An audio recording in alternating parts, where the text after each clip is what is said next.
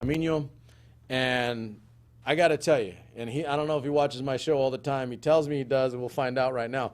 But Eliseo is a good dude, doing great work for people that need attention and need some love and to be heard. He talks about issues that are affecting people on the west side, farm workers, small communities that don't get a lot of attention and that are underfunded, under-resourced. Today, I'll say it because I listened to his show, he was talking about some of those communities where the Wi-Fi during the time of COVID, when the school situation is different, is really, really poor in relation to some of our more urban area. And those kids are already behind in many ways academically. And this man is bringing to light issues that need to be brought so that every child gets equality of education. That's just good stuff, all right? That is just good. And so I'm really pleased with everything that Eliseo has done to this point with the Central Valley Leadership Roundtable, Hour of Truth. A little unwieldy, it's a lot. I just call it the Hour of Truth. But he does speak truth, and he brings up good pertinent issues that we need to be aware of. Again, and I've said this a gazillion times on air, an injustice to one is an injustice to all. All right, one child not getting a quality education in America is one child too many. Yeah, I know, I'm pieing this guy. I don't give a damn because that's what I believe. And I'll keep saying it until I drop. And you know what? If everybody else said it, I wouldn't have to say it anymore. Think about that. Fry that noodle. So he does a great job. He is on from 5 to 6 every Friday night now. Every Friday, the Hour of Truth with Eliseo Gamino and all the people he brings in. He gets great guests, by the way. He gets them from all over the place. And then immediately followed by the Glam Show. You just got to watch Gabby live in New York, doing her thing as a freshman at Sarah Lawrence Private School. And now you're getting Cheap Date Night at the back end of the evening. And I've been wanting to do this for a while, and we finally made it happen. And so up front, let you guys know. So tonight is going to be a lot of country music. We're going to talk country music with the young blood that I've known for a long time. I've watched him grow from afar. He's friends of friends. And in our community, we all kind of know each other one way or the other. Our families all know each other. And he's doing his thing. He's pursuing, I don't like saying pursuing dreams. I'm saying he's locking down his life and what the things that he wants to do. I don't like saying the dream thing because there's a connotation that it's like might not be attainable. The hell with that. I don't believe in unattainable. I believe you keep hammering until you get the hell in.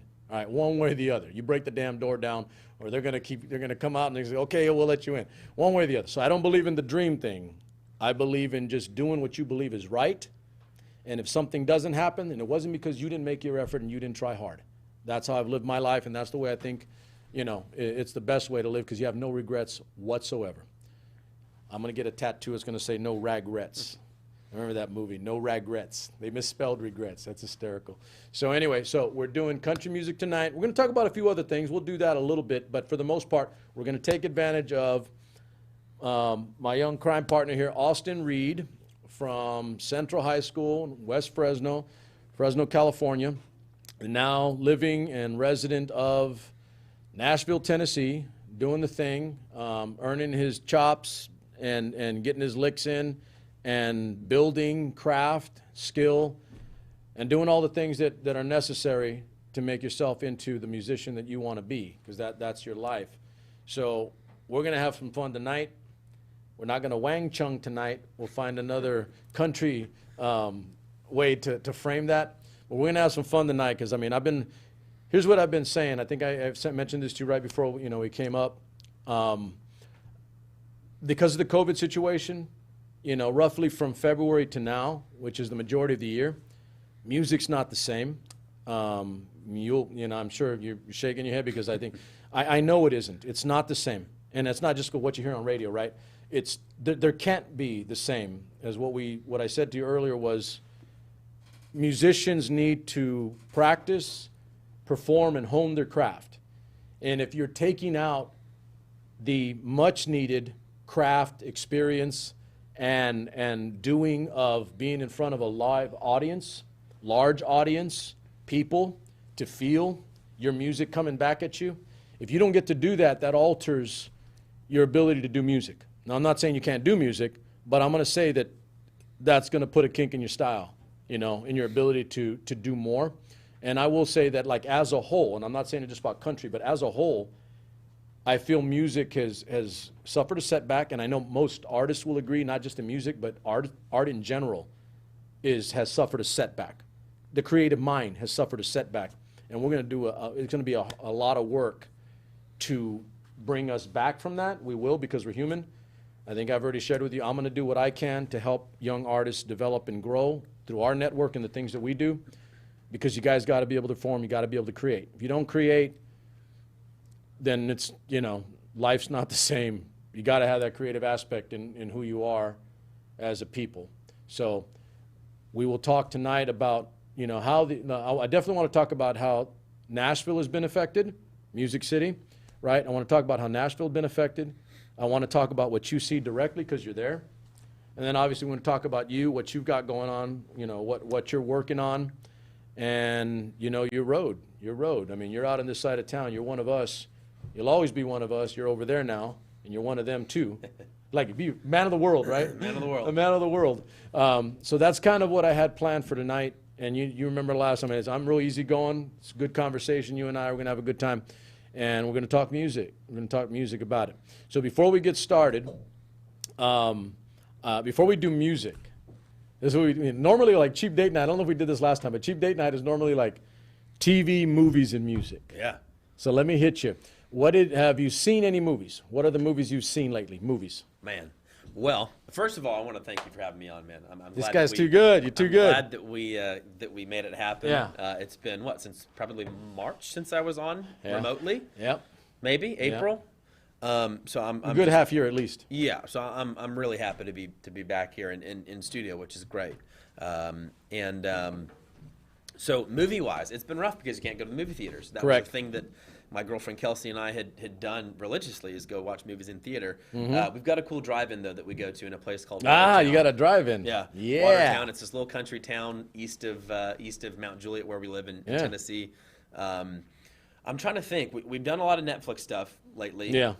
One that was called I See You, and it's kind of like a psychological thriller on Netflix. Definitely kind of not a low-budget film, but, you know, nothing that was crazy out there in the media. Listen, right now, not a lot is high budget. Well, yeah, I mean, it's hard to do that. Exactly. So that was fantastic. The Devil All the Time on Netflix, hands down, fantastic. The Devil All the Time? Yeah, it's not necessarily about the devil. The title's kind of misleading. Who's in it, or is it like?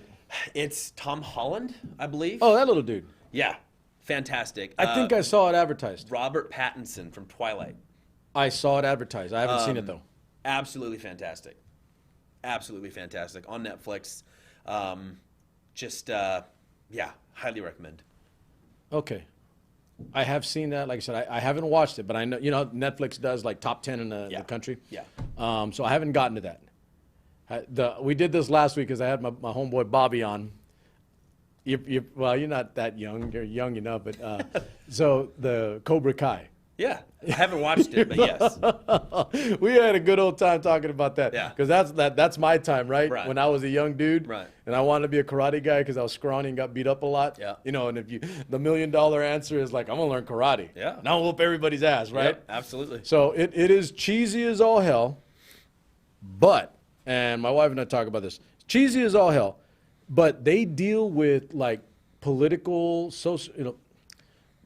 correct, socially unacceptable things, sayings, bullying, in a way that is totally different than anything I've seen on TV. And maybe I don't watch enough TV, I don't know. Yeah. But they just confront things head on, and they give you multiple perspectives to the politically incorrect item. And it has been funny to watch. Yeah. I've heard great things. I haven't watched it. It's cheesy as all hell, though. And typically with my Netflix experience, it's just scrolling through for 30 minutes trying to find something, and then we end up not finding anything and just shutting it off. So, that's typically how do you have Disney Plus? Yeah. We did. What did we watch just the other day? I heard about Milan got remade. I haven't watched it, so my buddy Bobby did watch it, and I'm probably going to end up watching it. I will watch it. Things though, so I don't know. I mean, I think I definitely would watch it just because it's such an iconic Disney movie, and now Right. to have it, you know, in I don't want to say in color because it was in color, but you know, with actual people, Right. you know, would be really cool. Supposedly, you know, I've heard mixed reviews, so I don't know about that. Well, See. Bobby didn't. What did he say? He didn't. I mean, he liked it just because, right? Topic, item, Yeah, you know, right. story. Right. But he said they went some weird ways with it, and it wasn't like uniform or cohesive That's what I heard. in the way. Yeah, and it was like you got them doing like Crouching Tiger, Hidden Dragon stuff. Yeah.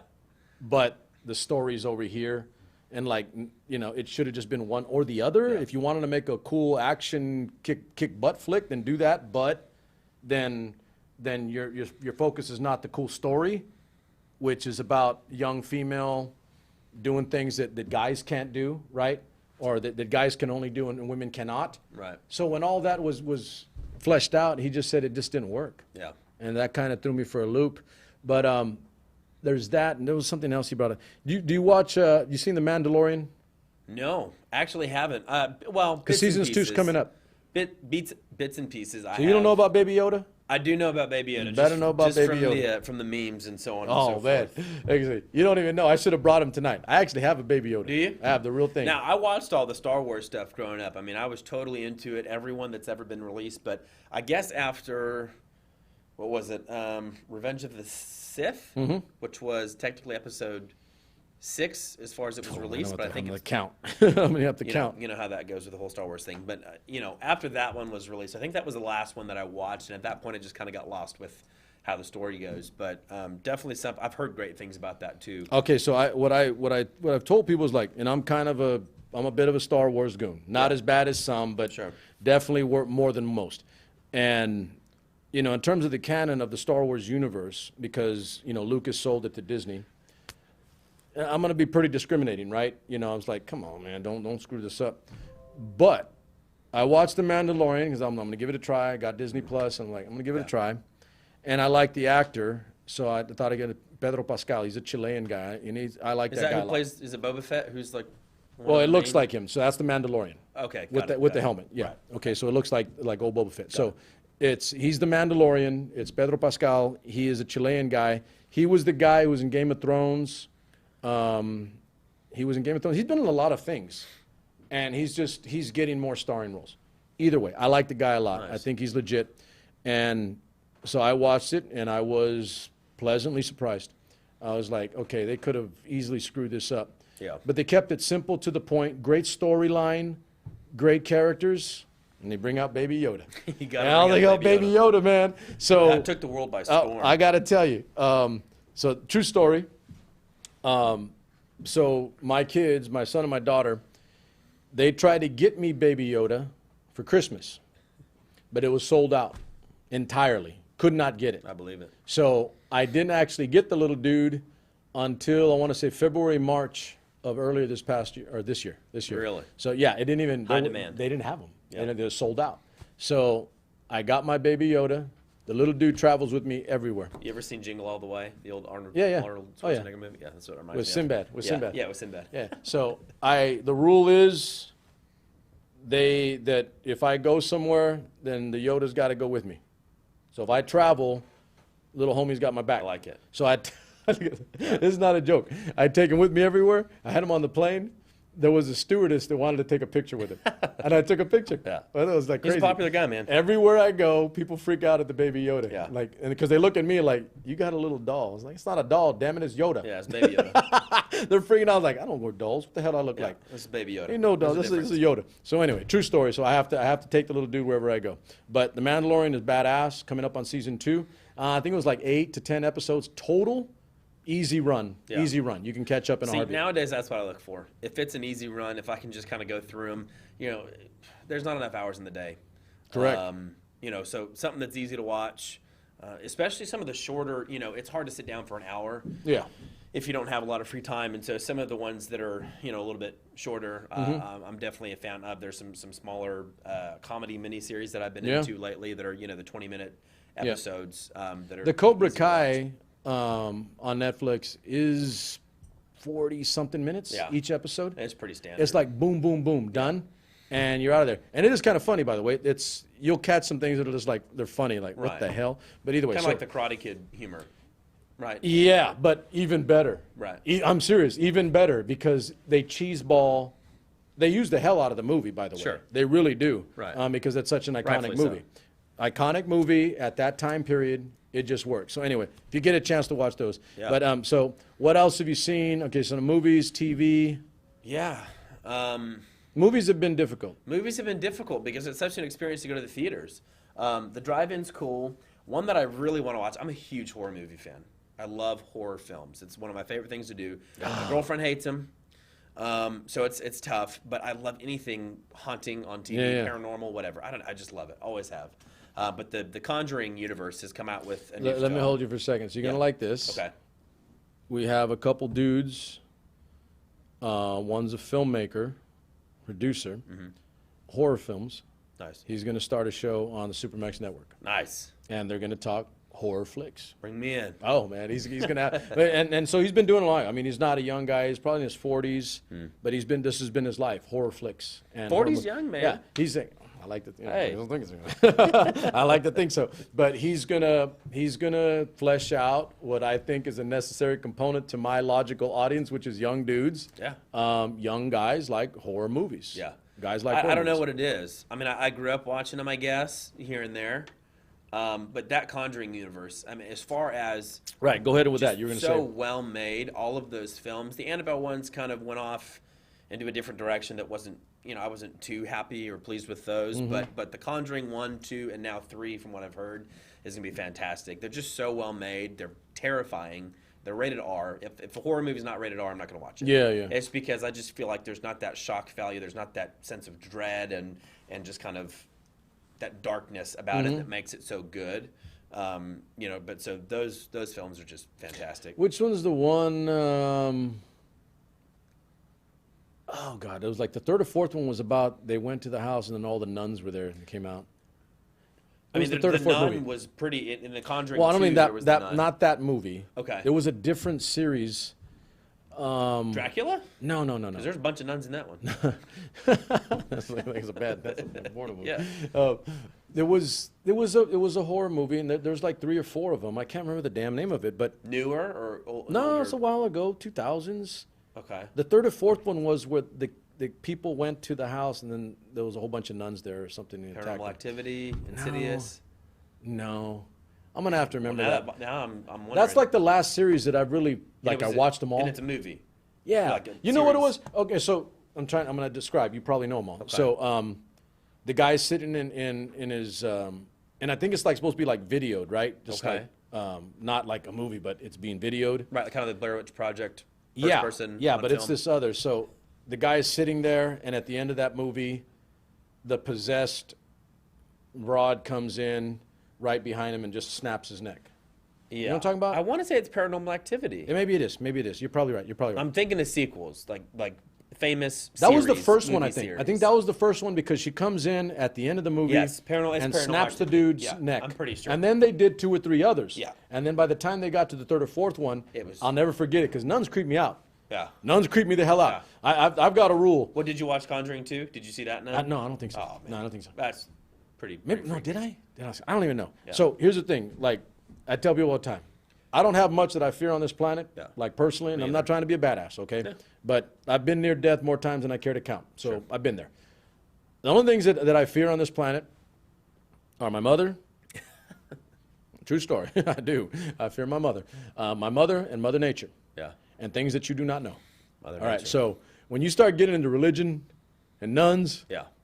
that creeps the hell out of me. All right, yeah. Oh, man. I'm just telling you. No, I'm with you on That's sacred stuff. that. No, it is. You start dealing It with is. that, you're going to scare the hell out of me. Yeah, I agree with that 100%. But seriously, the Conjuring universe, totally dive into that. I think they had the first one on Netflix for a while. I don't know if it's on there anymore. They take stuff off. here and there. But I know I haven't seen them all from the beginning to like, what are there, 4 or 5 now? I think there's, well, so the entire Conjuring universe, I think, is made up of 6 or 7 maybe, because it has Oh, the wow. Annabelle Comes Home, all the ones about the doll in particular. I think I've seen 1 or 2 of the Yeah, Annabelle and that movies. kind of got murky. You know, it's just that you lost quality in Okay. going so far So down you're that saying rabbit hole. that, so it's all part of the same. It's all part of the same universe, all part of the same I didn't know that. series. They're all connected in some way, but Conjuring 1 and 2 were kind of like the flagship Okay. movies Okay. that were just fantastically horrific and horrifying.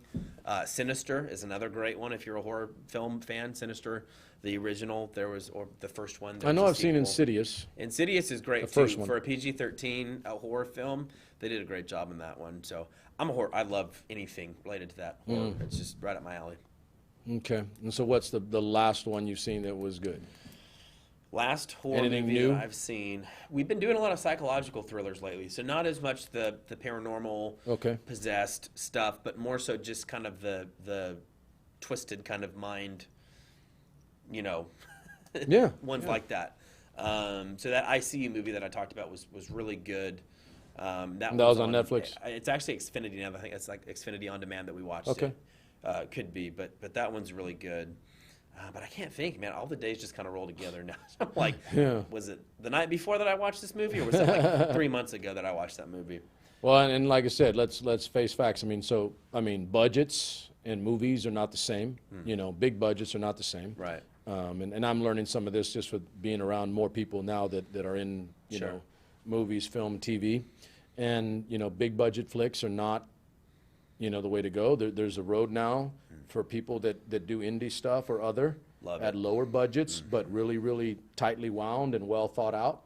You know, good script, good thought, good content, and get that out at a low budget, and you can do well. And that's across the board now. I mean, it's music. Right. It's all things that going that indie route is really, really. The becoming COVID thing has the way to forced go. people to streamline, you know, their content or their output of things. Right. Because you don't have the ability. I mean, let's face it, the economy's rough. I mean, that's obvious. Well, except for, you know, a handful of people at the top. But, you know, as a whole, the economy's rough for most people. And the pandemic has prohibited and inhibited the ability of people to, like I said, create, right? We talked about it in music, but also in film and other creative endeavors. It hinders and it slows down. And in the case of just like, let's just get down to business, facts, money, it's not there. So Right. people have to get, you know, streamlined and lean and come up with something really, really good, nice and tight. And if you're not, then it's probably not going to do well.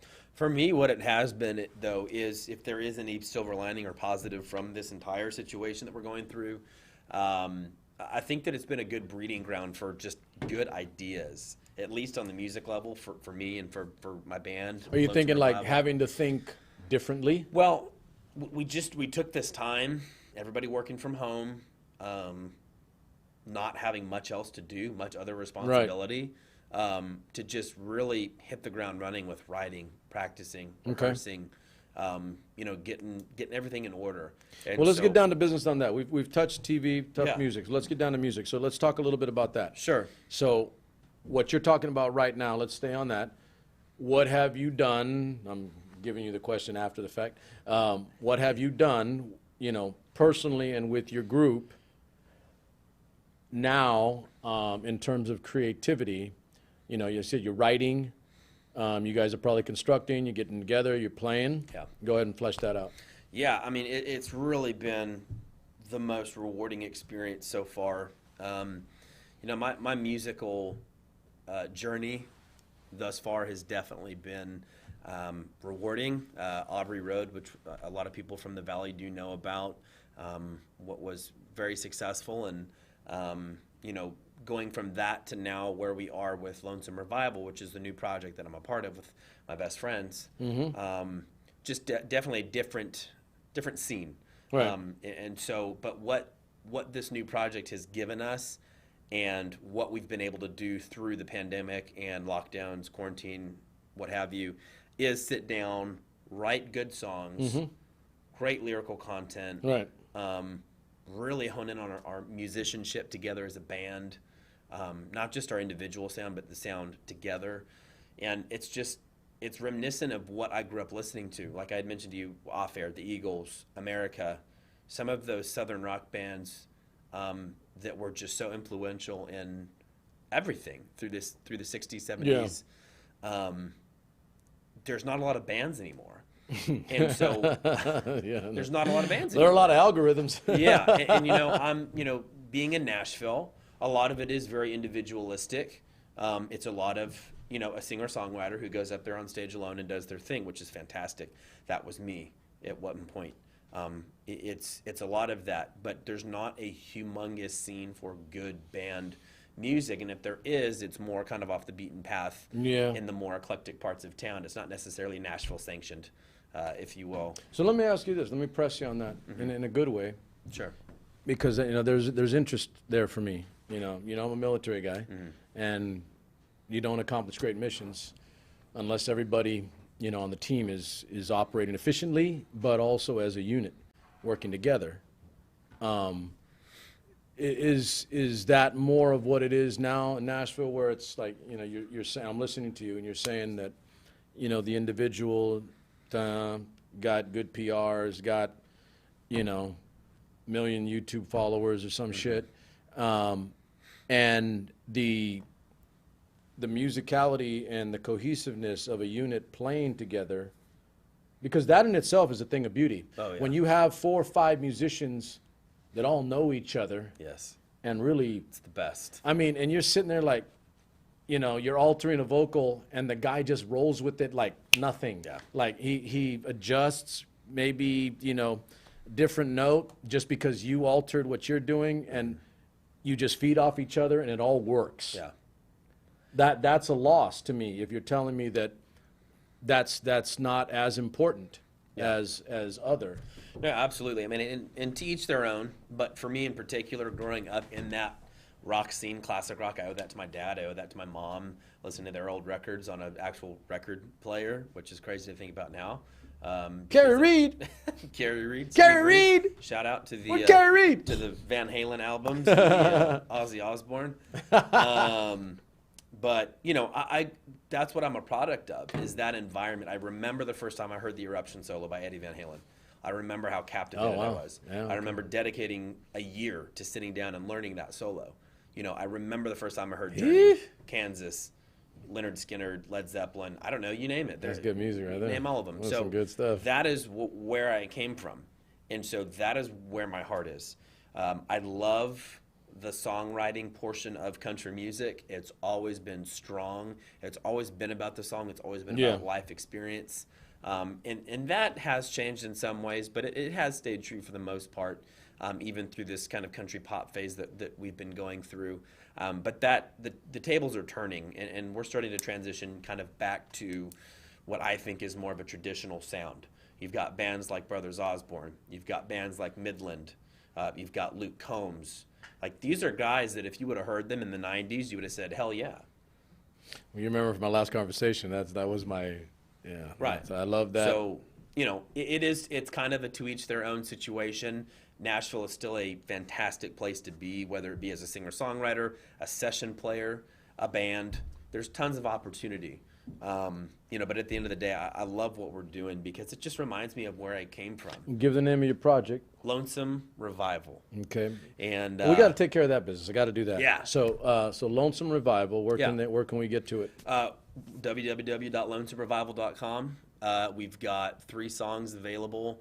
We're working on an EP, which will be absolutely professionally recorded, mastered, released, marketed, the whole bit. Okay. And so that's definitely in the works, but we've got 3 very solid recordings that are available for stream for free on our website, Facebook, Instagram, the whole deal. So we haven't. So what are you guys doing for play right now? Obviously not going to a gig out every weekend, right? Not the same? I mean, you'd be surprised. So Nashville, it's different per each state, I guess, and it's different per each city. Correct. Nashville at one point was open close to 100% capacity in the midst of the virus. We're now up to about 50%, so they've drawn it back a bit.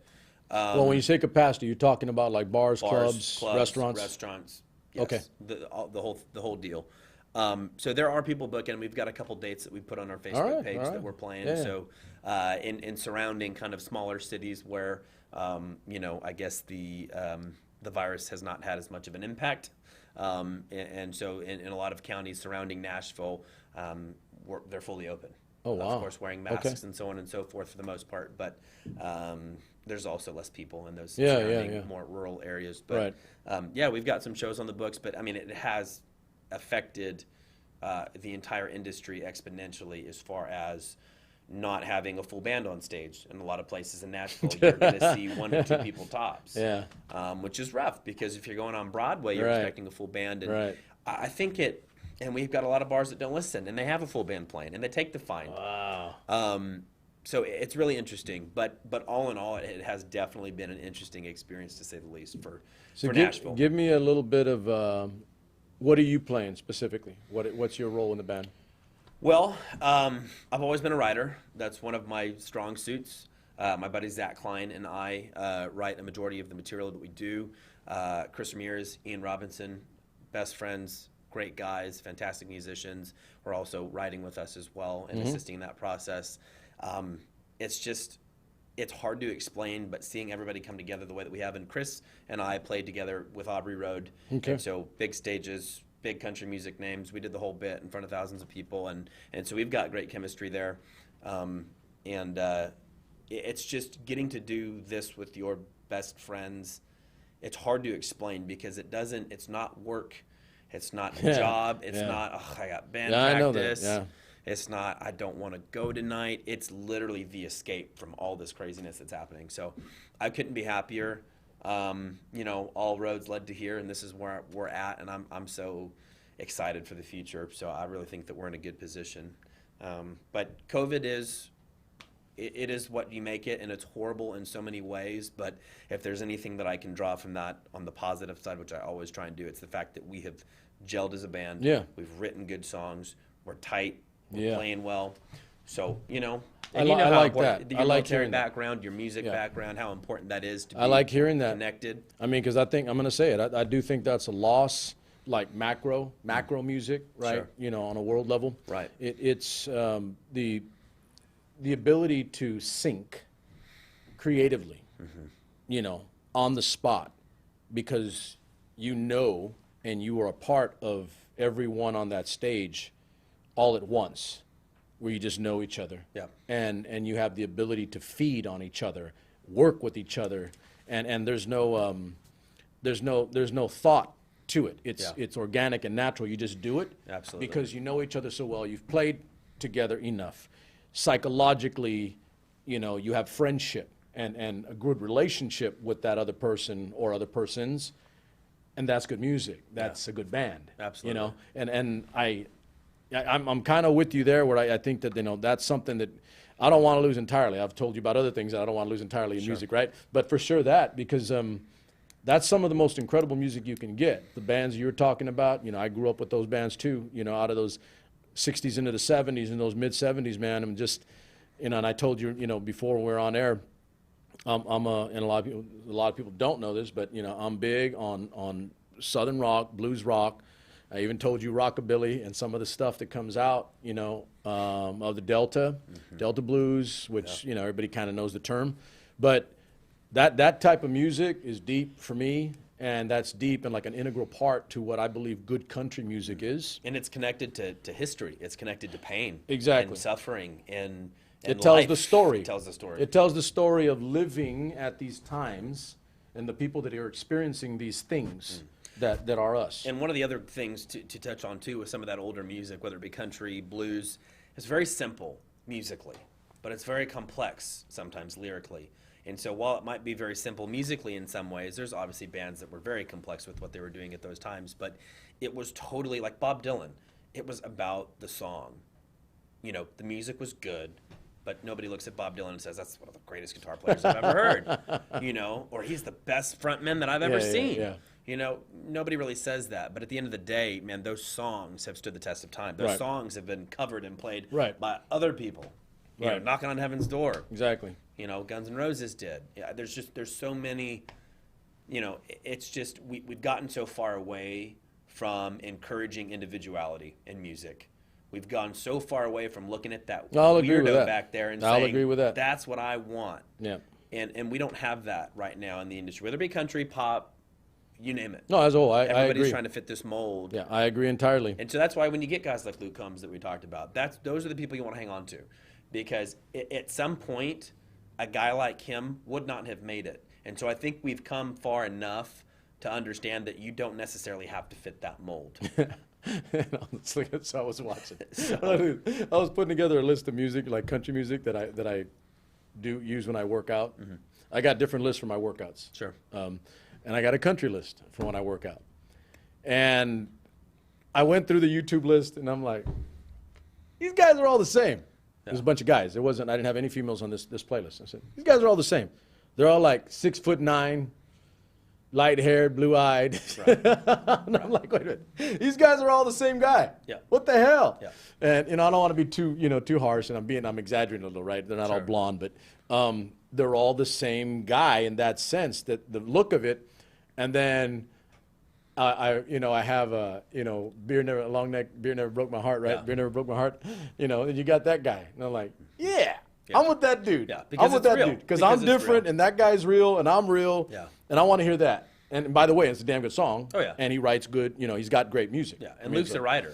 I mean, he's a writer. He's great at what he does. He's got a fantastic voice, and it's good that we're in a position where I don't that know is if we talked acceptable. about that last time when you were with that. I might have said something about that damn song because You might have. I can go back to the 70s and talk about some of the old dogs that talked about writing the perfect country and western song. Because in that line, he's got dogs run off, trucks break down. Yeah, all the stereotypical. Politicians lie. Right. Politicians lie, and I'm like, damn, that's a good line. That's a good line. Basically, 'Cause that's a everything timeless has- line. Right. Oh, yeah, and everything has failed us except for the one thing that's the constant, which is, long neck, ice cold beer. Long neck guys, So, because I'm sitting there and I'm laughing as I'm sitting Yeah. like, yeah, I know that damn line right there. I Yeah. know that one right there. But anyway, that's I don't know if I had brought that up, but I mean, it was, I can't remember God damn it, 70s, some old outlaw country guys. They Yeah. talked about writing the perfect country and western song. Yeah. And it's about mamas, Right. about trains, Yeah. about Waylon. dogs. Merle Haggard. Yeah. So you had to have that. That's old, good old classic music. But And they were still singing about experiences, things that Right. they lived. My grandpa worked in Bakersfield for a long time. He was a carpenter, and various know areas that. out there. Oh, yeah. Baker's dog. Yeah. And so, honky tonks out there for the oil riggers and various things like that were huge. That's where a lot of this country music started. Guys would hop up on stage and play music. And you've got Buck Owens and Merle Haggard, who made the Bakersfield scene and Exactly. country music as a whole Exactly. what it is. And I think we talked about this last, but the influence that California and Bakersfield has had Exactly. on country music. So that's what real I was going to country ask you. music. Okay, I'm going to cut you for a second Yeah. because we're on this vein. Pardee, Tom Party. Yeah? he's here. He's California. He's from California. In fact, we've got a mutual friend somewhere down the line. I don't know who. I Where? can't remember. Where California? I want to say it was down south. If I'm not L.A. mistaken. like SoCal. I think. Okay. But more farmland. Because I mean, listen, I I'm not mistaken. I got him in some of my playlists, and I'm like, this old country dude right here. A little dirt on my boots. He is. He's a good country dude. Yeah. But it's like I can distinguish because we're going to get back to that. I wrote it down. He is different and not the same as the pop country. Right. I could watch a video of his or hear a song, and I can see his funky little moves, Right. and I'm like, that's a country dude. That's a country dude, the kind of guy I knew when I was in Fort Polk, Louisiana, or in Benning, in Georgia. That's a country dude. Yeah. And he just happens to be from California. Yeah. Some of the most country folks I've ever met live in California and are born and raised. 'Cause a lot of people don't know. We got our strip from Sac down, back down to SoCal on the Inland Empire. We're kind of country because a lot of the people that live in those areas came from Yeah. the Midwest and the South. And that's my family in a nutshell. Especially after the Dust Bowl. That- it There was was a Dust load Bowl. from Oklahoma people that came. Oklahoma. Oh, That's yeah. it. That's my family. Oklahoma, Texas, moving west. And so those influences exist. And that's why, whether it be food, Southern food, soul food, I love comfort food. I love cooking it. I love eating it. I love everything about it. Music. I see the food you make. Oh, yeah. You make me hungry Oh, yeah. sometimes. We eat good. Your mom was always posting that We stuff. eat good. And I'm like, man, about this kid's about making me hungry. I'm on this smoking kick now where I've been smoking brisket, big old pork butts. Man, I got a little offset smoker. My girlfriend hates it because anytime we're in a Kroger or a You Publix, tear that up, huh? boom, beeline to the meat section. Where's the brisket? You know, it's expensive too, so Yeah. it's an expensive habit. But anyways, the country music, it's a culture, and I love that because it's not just the music, it's the food. Yeah. It's life experience. It's where people have come from that really makes it what it is. It's authentic, for the most part. And I think we have, to an extent, gotten away from a lot of that with how popular it's become. And I do hear that. And I do hear that. Yeah. And like, that's one of the things I definitely wanted to talk about with you tonight, because I'm internalizing a lot since our last conversation. And I'm trying to find myself and get myself square with where we go forward, how we go forward with it. I say we, right? Sure. You know, I'm the Mexican dude from over here on the left coast, but I love my country, you know. Yeah. I was a two-stepping fiend when I was in the South. All I'm gonna tell you. That's what I've heard. I can two-step like a monster.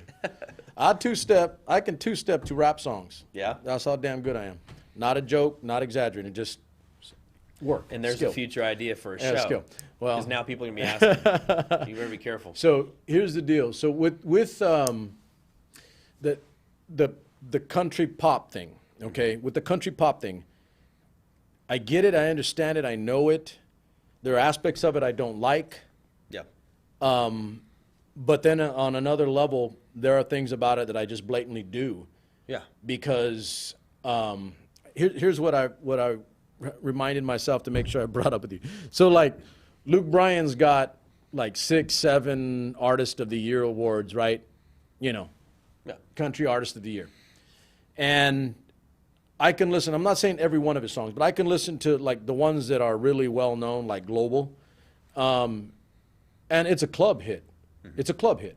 Yeah. Okay, it doesn't hit me, and if the dude were here, I'd say it in front of him, because I like the guy anyway. He's likable, like Blake Shelton. They're crime partners, right? Yeah. But I like the music, but at the same time, I'm like, okay, this is a club hit.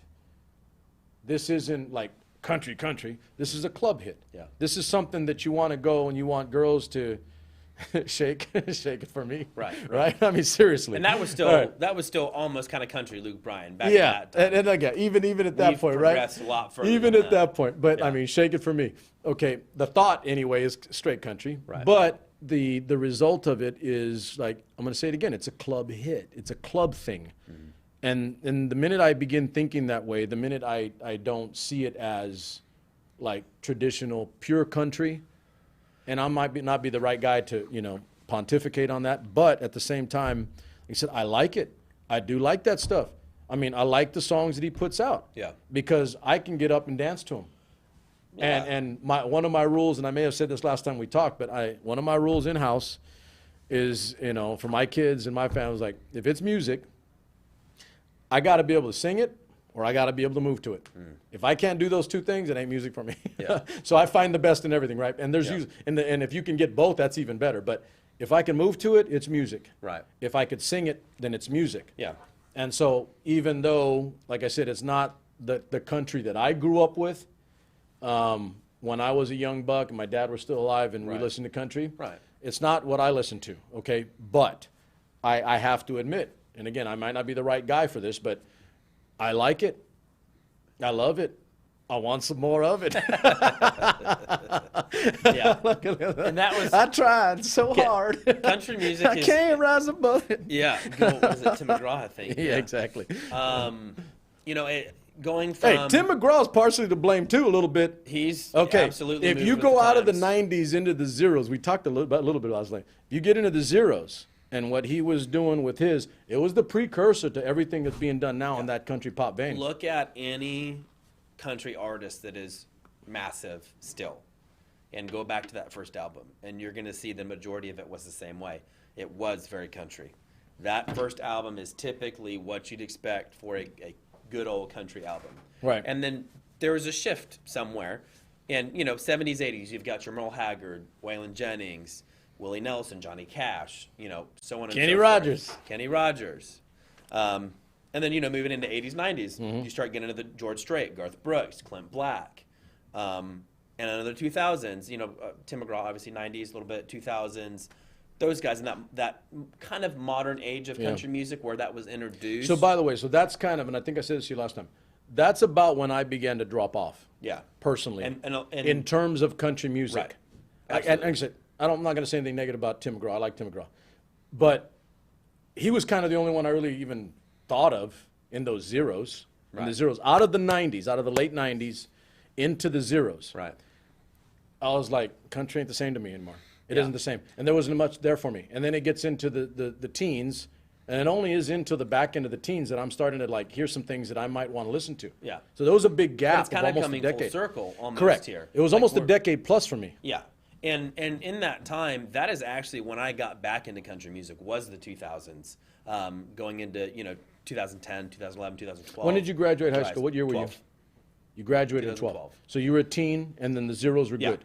So, right. I mean, I was raised on the old stuff. And so for me, that was just country music. Nothing else existed. Garth Brooks was my idol growing up. And so I grew up on that older stuff, specifically from the 90s. Obviously, Johnny Cash, your standards. I grew up with that. So to me, that was country. But as I progressed into this newer phase of country music, I realized that it meant something a little bit different. It wasn't just your grandma and grandpa's country music that they listened to, which you've heard the saying. Yeah. It's actually things that high school kids can listen to and identify with. Going out on the weekends and partying and having a great time and drinking some beer. Okay, so there's the rub, right? Not okay. condoning that. I'm just Yeah. saying for the high schoolers. So let's do it again. So the Luke Bryan thing, right? Yeah. Bow on the cornrows. I'm singing, I'm dancing, I'm doing like the Florida Georgia line stuff. I mean, that is what it is. It's talking about, guys talking about women, going out, partying, drinking, up, down, up, down. All of that is what it is. That I understand that because I've heard that in country, and that always does well. It's the other. It's not necessarily the intent of the lyric or the communication of the message they're trying to get across. The message is simple. It's the same. It's the same message. We're going to go out on the weekend. We're going to get tore up, hook up with a good-looking girl, and we're going to party out in the woods, right? Or on a back road. Right. That's all the same. That's never really changed, and I can go back to 60s and 70s, what I used to listen to. It's the music. Production as well. Right. That is different, and that, I'm having the devil of a time trying to find my way with it. I've just admitted on air. I like it. I love it. Yeah. I like it because I can dance to it, and it's something that is pervasive and has allowed ingress for country music to seep into all these other arenas. Yeah. And also keeping in mind too that split when country music went this way, I think was definitely all about inclusion. It was wanting to get more people on board with what was happening in the country music industry, because a lot of people aren't associating with that mom and pop's country music. A lot of people can't associate with that. Not everybody was raised on a farm, drove trucks, farmers, whatever. And so, and listen, and I'll add here and continue. Population increases, and the amount of old school farmers and ranches are depleting. And I don't mean just in our area. I think you know that, right? Yeah. There are less and less big farms and farmers or ranch families than ever before. But the population keeps increasing. So my point is the percentage of people what you're talking about right there, the percentage of those people is shrinking. Yeah. So the inclusion, where do you go? I mean, you're going to have to get outside of just this dying or shrinking base of people that normally listen to your stuff. Right. And I'll give it back to you. That shift, right? That's happening. And if I guess the hard answer is, if you don't do that, what do you have left? Because the number's decreasing. Yeah. And it's very, where that split happened, it turned very fusion. So what you're doing is having those country lyrics so that these people over here can still jump on and be a part of it, but adding the rap, R&B element, whether The it be crossovers. the music, The whether it be crossovers, whether it be actual rap that's being done, Colt Ford, I don't know, Kane Brown does it sometimes. But you're adding those elements purposefully to try and get everybody else on board. And it's happened. I mean, country music is likely the hottest genre right now because it has went so far this way to incorporate everybody. So I will say this. Let me get your opinion on that part, because it's all to do with what you're talking about here. So I'll say it, and I'm probably going to catch some hell for it. The Old Town Road thing didn't do as much for me. yeah. It didn't. Well, here's the thing. I'm not saying it's a bad song, and I'm not saying it wasn't good performances by the two artists. I'm not saying that at all. Yeah. But if you're talking about a meshing or a merging of genres country and something other. The BB Rexa song, Meant to Be, was a fucking phenomenal song. Yeah, That was a absolutely. badass song. Yeah. It was a country, Florida Georgia Line and her. Right. That was just to me, that's a fusion. That's a badass fusion. And Florida Georgia Line Great was one of the music. champions of that to begin Well, with. those dudes, man, I That- mean, I think they're even outside of their own industry, they're known as that. Well, yeah, and they were largely responsible for being able to bring people in. Correct. Was Absolutely. that style of music, because you still have the old stuff mixed with all of this new flavor and Right. flair that The really got the people Nelly on thing, board. I mean, the Nelly thing kind of blew me away. I'll say that, and I don't say that very often because I don't hyperbolize a whole lot. But, when they did the thing with Nelly, Cruise, and I was like, whoa, it was a good song anyway. Yeah. And then they did that, and I'm like, wow, Yeah, okay. I think Jason Okay. Aldean with Ludacris. I mean, there's been all those collabs that are really cool, and I like all that stuff. At the end of the day, it's, Well, give me your input on that. I mean, so if I put you pressed hard, yeah.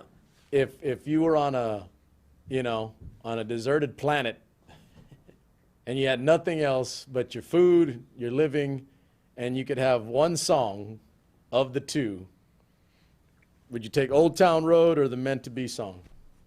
I mean, that's tough. So I forgot about I the know Old what I Town would Road take. thing. Yeah. I know what I'd take. I'd take Meant to Be. I love that damn song. With Old Town Road, what I thought was fantastic with that was, Billy's career was absolutely revitalized just from that one song. And listen, by the way, he sang the hell out of that song. Sure. He really did. Yeah. And like a straight-laced old country, gravelly voice, it was good. Good old Billy Ray Yeah, style. it was a good song. But what was more impressive was Lil Nas X.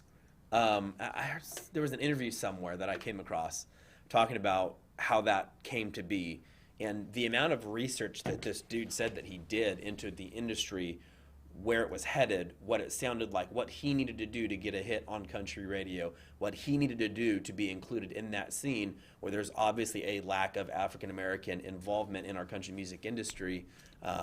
Charlie Pride back in the day was like the only one. Yeah. And so, Ain't a whole lot of Mexicans, by the way. no, really not at all. That's why I wanted to sing country music. And that's why, and this is a whole nother topic, but Texas tornadoes, Yeah, okay, Conjunto yeah, with yeah. all the, Yeah. country stuff, which I love Yeah. so much. But the Lil Nas X thing, he found a need, and he went right in, and he Okay, filled so that I don't need. know that. I don't know that. So you're saying it was purposeful. That was It intent. was purposeful, He and from researched? my understanding in that interview that I saw, or the article that I read, which nowadays you got to be careful, and it hasn't necessarily been fact checked, I guess, but from what I understand, it was absolutely him knowing that there was a need somewhere and That's okay. finding that. We're fake news here. Yeah, hey, We're exploiting, fake news.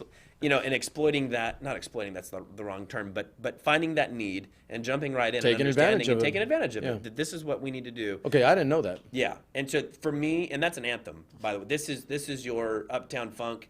This is your Gangnam Style. This is your insert whatever crazy song that was ever written here in recent music history. Like Old Town Road is that song. It was everywhere in Nashville. It was Oh, I know insane. that. Listen, it was ubiquitous Yeah. as all hell. Right.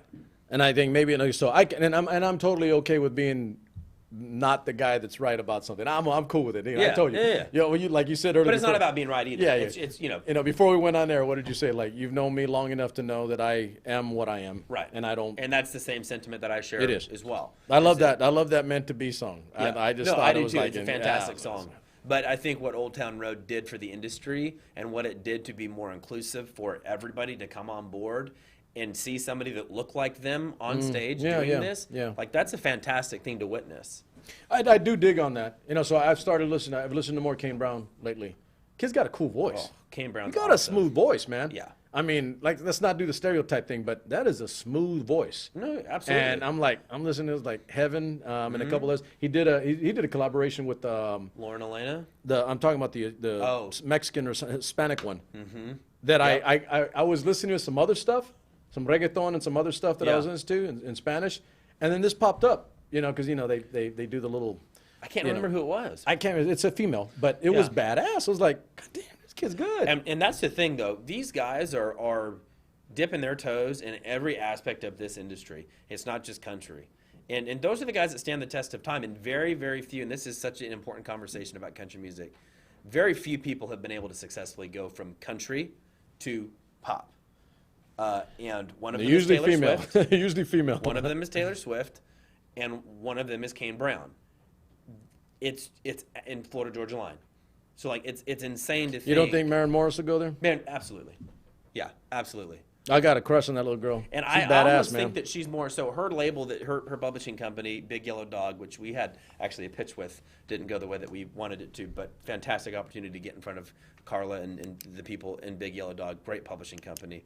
But Maren Morris, Megan Trainor, Tennille Towns, fantastic writers. And it's so interesting to see their influence not only in country music, but in the pop industry as well. Right, right. So there is some crossover too. I mean, for me, Maren Morris can do no wrong right now. I mean, I'm serious. Like, she's on it. Okay, she's a phenomenal, vocalist, but it's just like, you get that zone and everything just works, right? I've loved everything she's done. That damn song, "Girl," last year, that was my favorite song last year. Actually, Yeah. I think I may have said that too, but that was my favorite song for the whole damn year. Yeah. And I'm not a girl, but I don't think it got enough attention. The message of it. Yeah. I think it's gonna do well over time for sure. And then I think I mentioned to you earlier that she did. It was about 2 or 3 years ago. She did "Seeing Blind" with Niall Horan. That is a badass song. Okay, so he goes to Nashville after the One Direction breakup. It was like a year or two later, and he goes to Nashville and he plays acoustic in a little studio, his guitar. And him and Maren Morris just bang out this song. It is badass. Yeah. Great collaboration. Yeah. So in my world, she can do no wrong. I think she's phenomenal. I think, were you the one that brought up the High Women? Was that you? Yeah. There's in my reasoning, like, I've never been a humongous. I can't point to one female country singer that I'm like, that's my girl. Like, I love it. Maren Morris. It used to be Shania Twain for me. Yeah, oh yeah, I mean Shania. That was probably way too I'm young. talking about mod. You were a little buck when Shania Twain was. I When named she my was first shaking guitar her after little. her. Yeah. But like, that's dirty. Yeah, but that's dirty. Following Loretta Lynn, Patsy Cline, Tammy Wynette, that stuff I love. Shania, great, I love her. But like that period of 2000s, 2010, 2015, whatever, it was Miranda Lambert and Carrie Underwood, and I didn't. I'm with you. Listen, I'm with you there. Then again, this is what I was saying earlier. Those zeros for me, they're just like, they were a void for me. Yeah. I didn't find anything. Yeah. I mean, look, and don't get me wrong, like, there were some that were good, right? Yeah. But as a whole, as a decade Gotta plus, look at it as a whole. It just didn't get me. And I mean, it didn't get to me. And so, like, in terms of the females, right, that's when Carrie Underwood really had her run, and then Miranda Lambert, too. And that's great, and they're fantastic. But my point is, right now, Ashley McBryde, who we've played with, and she's a fantastic human being. She's a insane songwriter. Is she the guy you brought up last time? Yes, Ashley McBryde. Songwriter. I mean, hands down. New album out. It's just insanity how good she is. Solo album, is it, or she's got her own group? She's got a band, but yeah. Okay. Ingrid Andress, who had I think #1 Breaking More Hearts Than Mine. Sounding all Nordic.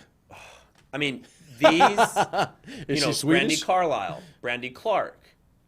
These are powerhouse, serious powerhouse country singers that are so good. I didn't have that in the 2000s. I didn't feel that. Correct. It wasn't Carrie Underwood for me, and it wasn't Miranda Lambert for me. And insert any other name here that I can't think of off the top of my head, but it wasn't them. I didn't have anybody in that time as far as female singers that I loved in country music. Same here. So I just, right now is such a good time to be different too, and that's what I love about Ashley McBryde. She doesn't look the part. She's beautiful and fantastic and amazing, but by Nashville standards, she doesn't look the part. Okay. And I love that. And it's the same as Luke Combs. It's different. It's taking Just good what music. the mold was. Just good music. It's just good music. It doesn't matter what they look like. It doesn't. None of that matters. Which is what I was telling you earlier. Good music is good music. Yeah. Doesn't matter what they look like. And that's what I was But unfortunately, at the end of the day, it is about what you look like. In a lot of ways. No, in a lot of ways. Not disagreeing with you. I mean, that's, it's kind of like, oh, yeah, you're right. But, I don't know. Here's something I'm going to throw you a little curve for. It's like, I do think that you and I both know, and I told you a little earlier that I wanted to be a singer. I wanted to sing when I was young, all right? When I was a young dude and I got out of the Army, when I was in the Army and getting out.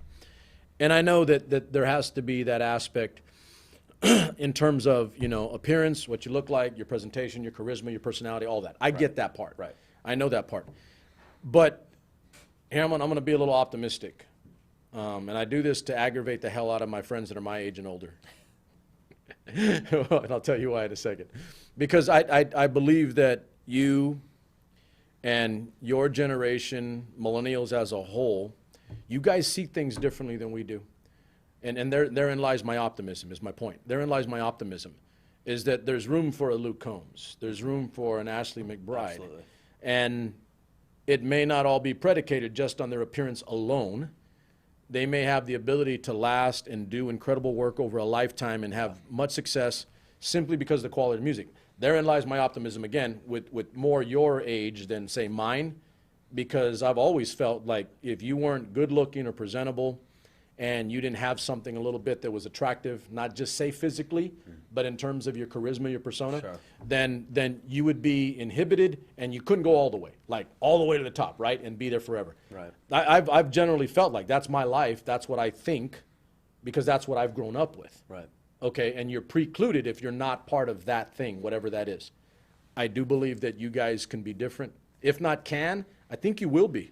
I'm being optimistic, but I really No, do me believe too. that. I do believe that. Me too. I mean, and we're moving in the right direction. I think as a whole. You guys look at things differently. That's a fact. Yeah. And again, I'm saying I do it to aggravate the people that are older than me or my age and older, right? I'm doing that on purpose. But I honestly do believe, and I told you, I've worked with guys your age, 20s and 30s, for my entire life. 30 years worth of working with guys, young dudes. I do think you guys see things differently. And I do think that you won't be relegated to what we leave for you, not the 26.79 trillion debt, national debt.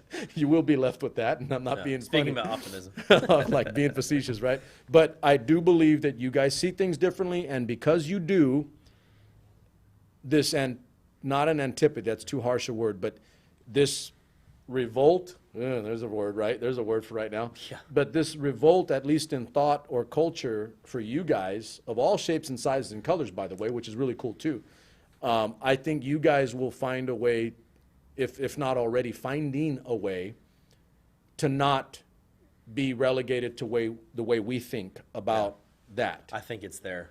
I think it's Good. happening before our very eyes. Good. I mean, you're just the That's women some deep that shit, by the way. Oh, That's yeah. deep. No, That's I deep. mean, absolutely. But like But it's important. Yeah, the female country singers that I mentioned, and guys like Luke Combs, and there's definitely opportunity now in the industry. Not that there wasn't as much before, but I just think that with the way that things have become a lot more open, and we've become, in a lot of ways, and I know it's hard to believe, and some might disagree with this because of the times, I do see, at least in the music community, open arms, love, respect, bringing everybody in. Yeah. But we're creatives. We're Right. filled with love for the most part. Music, we feel good. Right. We want people to get a slice of the pie. Right. We want people to feel that. I can't explain the feeling that you get standing on stage in front of thousands of people. My favorite thing to do is watch backstage stuff with old classic rock guys, running out on stage, and the whole production. Yeah. It's just so cool. But I'm glad that people are getting to do that more and more now. People that you didn't think you might see up there are now up there, and they're doing fantastic. So let me bring some back to full circle. So what we were talking about earlier with pop and country, well, use them, interchangeably, if not together. I'm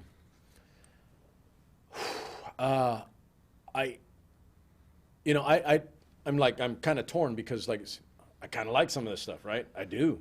I have to admit it. I do. I kind of like it. But at the same time, it gets me here that it's like, that's not country. Yeah. That's not the old school country. And then I think like an historian, right? I'm an old history teacher, and I'm like, okay, well, it's a percentage of a population, and if Blake Shelton's out there making friends of the whole world, is that bad?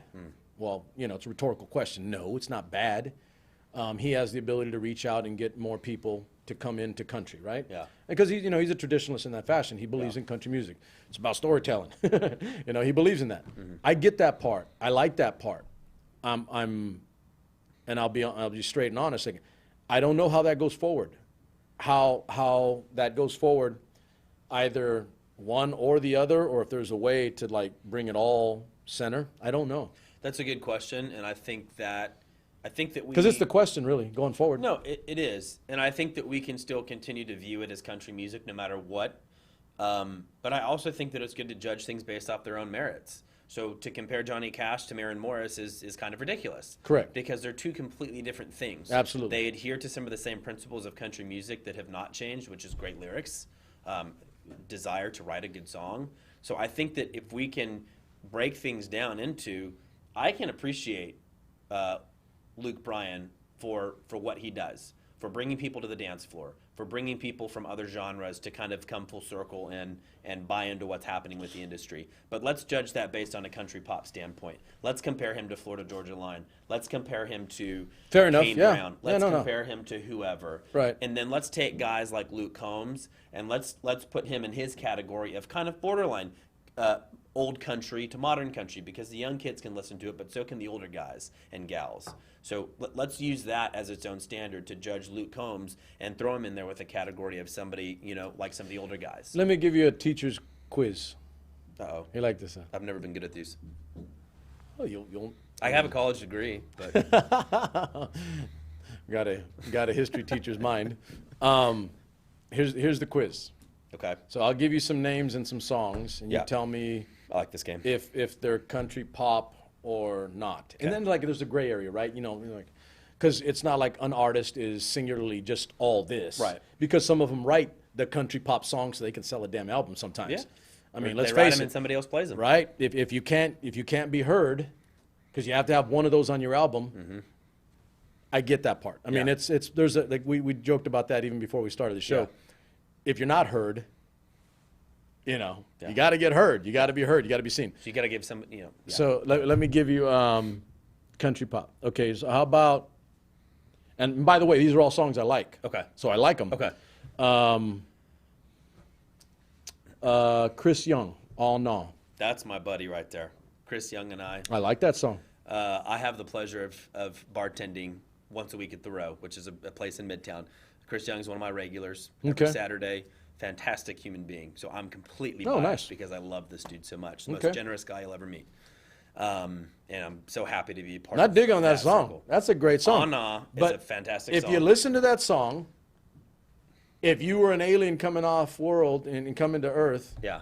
and you just heard it and you didn't know what country music was, you hear that guitar Yeah. and you hear that in that opening, you're like, is that country? I don't know. Yeah. It's just good music. I think that definitely would be considered to be more on the countryside, country rock maybe. That's my And thought. that's, Jason Aldean, country rock, all the way. He's got some heavy stuff. So that also is another. And So not country pop. You're going right. to categorize I'm country gonna go rock. country, or country rock. Let's say country rock Okay. because in the last 15 years, in the last 20 years, we've had country rock, we've had country pop, and I think country pop and country rock have kind of commingled for a while here. So I think that those are We three- kind of don't have rock anymore either. Right. So I think those are three great categories to break things into. You've got country rock, country pop. I think Okay. those are good categories. Because I I'd really say- I love the music on that, right. that song. But then That's you just a listen good to a song like "Tomorrow" by CY, by Chris Young, Okay. and Well, that's what I said. country Okay, through and so you through. can't categorize the musician, Right. It's the gotta be a artist. song. You Right. can't. Right, You can't. right. And that's why I said I'm Yeah. going to give you the song. So it's a good I'm gonna give you the song. distinction. Okay, so Anna, I would say that's country one. rock. I love that song. Yeah. I definitely get that. That's one of my playlists, by the way. That's Yeah. one. Actually, that's on my workout playlist. That song. Okay.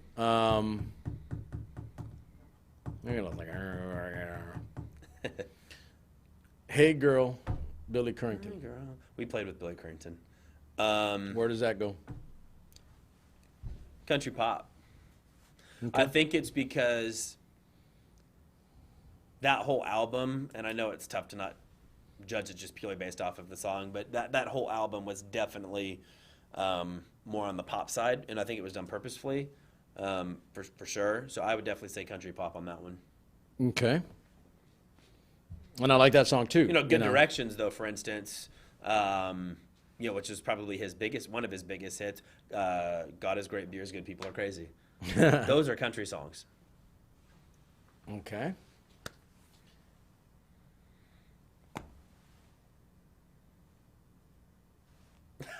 That's good, huh? Here's a funny story about this. I had a hold on, before I go, Yeah. I got to do it to the camera. Yeah, let everybody see. Just this side of logo. Go. Yeah. So I had a professor. I'm not going to name any names. You do know that people freak out that SuperMex knows country music, right? Yeah. Trust me, they do freak out. I had a professor, and he was kind of a crazy dude. Anytime his ex-wife would call, that was her ringtone. This can't be good. This cannot be good. So anytime we heard 5150, everybody knew it was his ex-wife calling. And so he'd usually answer in front of the whole class, and we'd all have a great laugh. So that's what that reminded me of. You know, I don't know. That's a tough one because it's so hard to distinguish because musically, in some ways, that could definitely be considered more of a country-sounding song than pop. But you know, Dierks Bentley has never really been a typical country dude, and so I think that song in particular would definitely be on the country pop side. I like that song. I mean, that's on that playlist. Yeah. You know, so I'm giving you songs like off this playlist that I like. Yeah. I listen to when I'm working out hard. Yeah. And I'm like, it's just good stuff, right? Yeah, but it's, gets you pumped up. For sure. It gets you moving. Okay, I'll give you this one. I love this damn song too. And I like this guy in general. Okay. And you'll probably tell me some story like he's really an asshole person. You know, so I'm waiting for you to do that. I'm not in a position to share that. I'm waiting for you to do that. Yeah. If you're being I haven't quite made it yet. Being so politically correct. I can't do that. Okay, so this song, this is not a joke. And so, you know, I never say I know more than another. I don't do that. I do know what I know. Mm-hmm. You know, sounds pejorative. But this song reminds me of a song that my dad used to play the hell out of when I was a little dude. And even though it's, you know, it's totally different, the intent of it and the lyric and the message is the same damn song. Mm-hmm. All right? So Johnny Paycheck, don't know if you're familiar with that. Johnny Paycheck, take this job and shove it. So Eric Church, Drink in My Hand.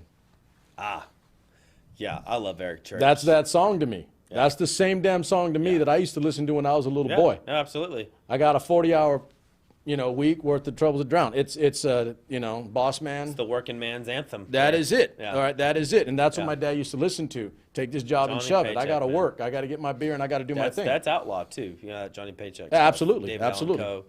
Allan Coe. Yeah, you know, Eric Church has lived in his own little world for so long. He seems different to me. He's different to me. He is. He's a different critter. I mean, it's hard to even classify him as anything.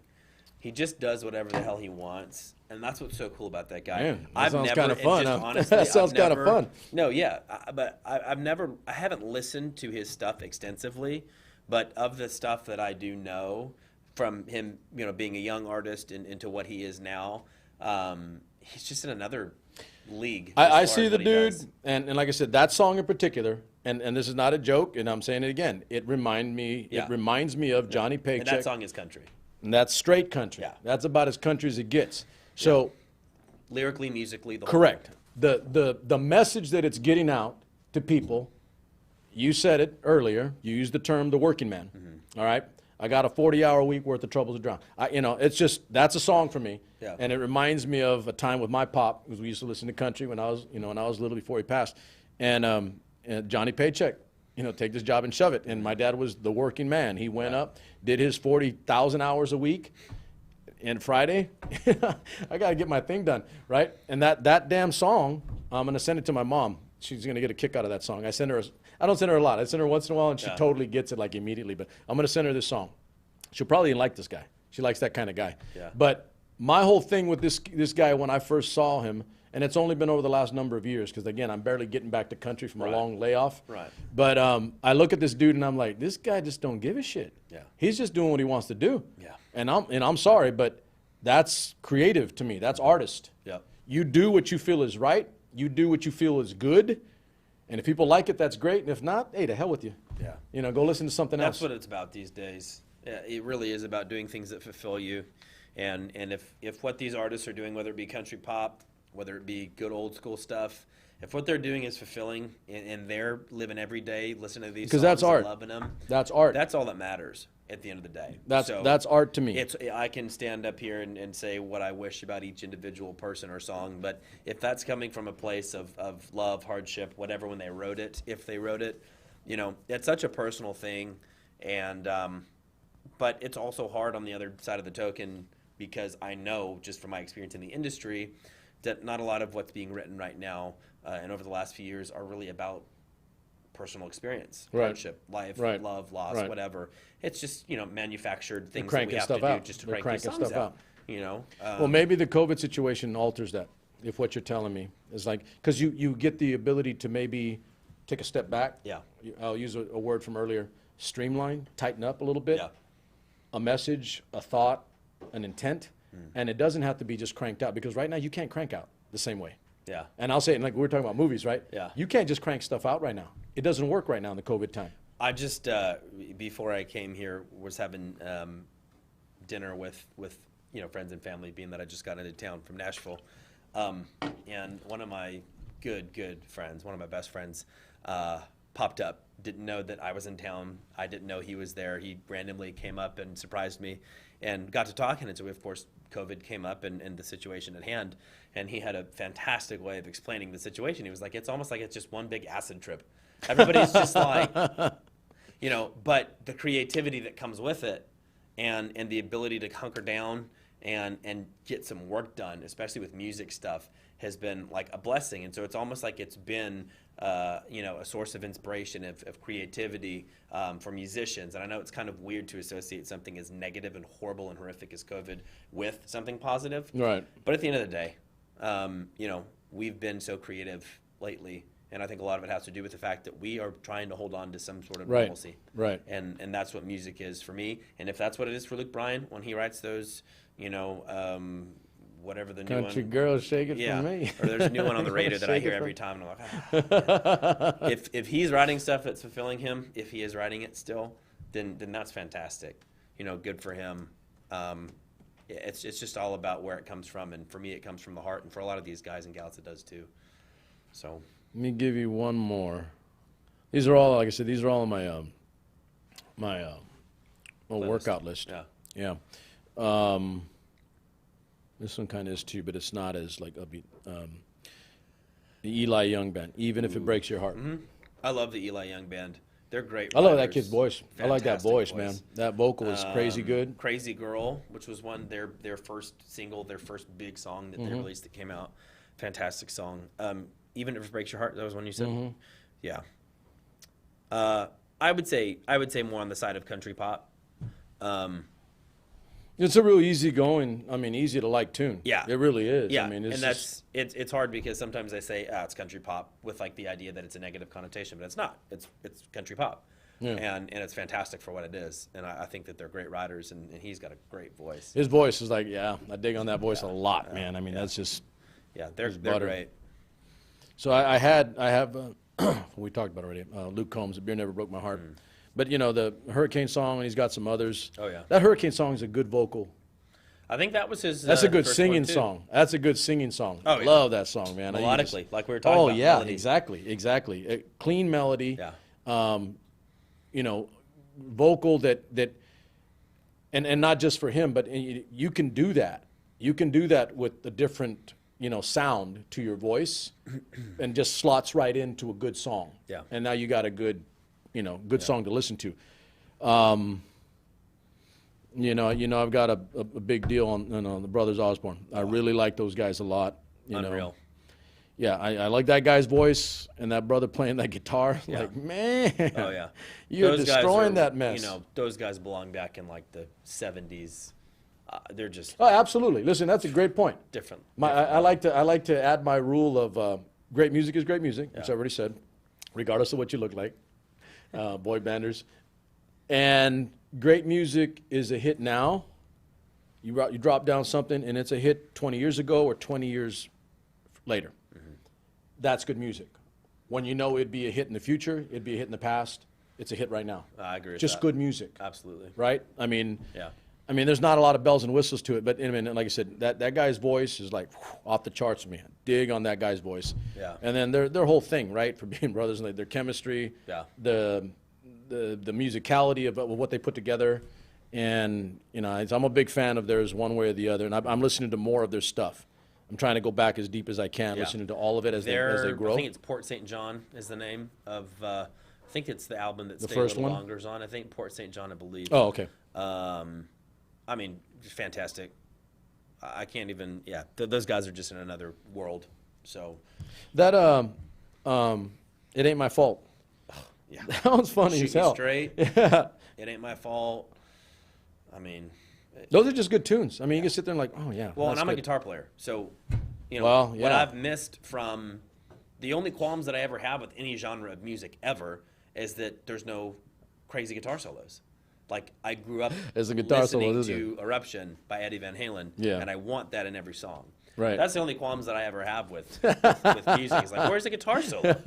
You know, I'm a guitar player, so it needs to Exactly. be there. And so Brothers Osborne, they do it every song. Oh, I know. And I've already told you where I'm at with that song. Stay a Little Longer. That Yeah. piece. I mean, God. you're thinking about a 5-minute solo to end a song. Like, Do You Feel Like We Do by Peter Frampton? Like Layla, maybe by Eric Clapton. Like these long 7 to 10 minute Right. songs that have insane guitar work throughout the entire thing. But like a 5-minute solo. You say you listen to Ozzy, right?